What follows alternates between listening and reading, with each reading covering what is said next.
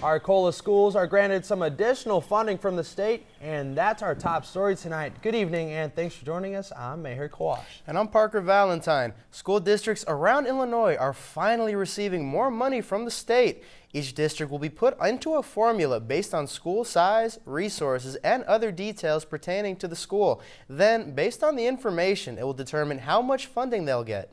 Newswatch's Abbey Taylor spoke with the Arcola Superintendent and found out what they plan to do with the money they're receiving. Public school districts around the state of Illinois are getting a little extra money in their wallets. The Illinois State Comptroller released $350 million this week to over 850 districts.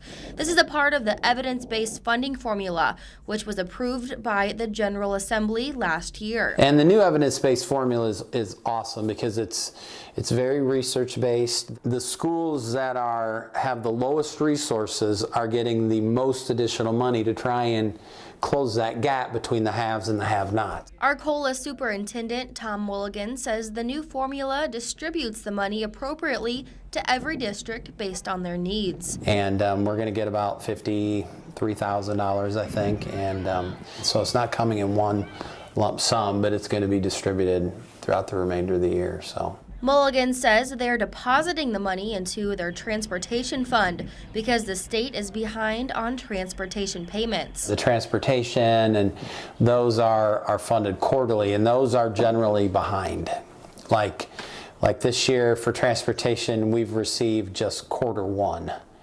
And we're hoping to get a second one by the end of the year. Now, Superintendent Mulligan says despite the money being added to the transportation fund, it's still benefiting the district because normally that money will be pulled from the education collection. And now the collection has more money for student programming. Over time, going to be great for students if the state can continue to fund it, which I think they're pretty, they're committed to doing. So I hope that it's going to be great. In Arcola, I'm Abbey Taylor for WEIU Newswatch. Mulligan says in the future, the district is discussing getting updated iPads for the students. State Senator Susana Mendoza began processing checks Tuesday, and Mulligan says their district should receive the funding by June 21st. Officials say Mendoza will continue making state payments to the school's 850 districts, once more in April and 4 times in May and June.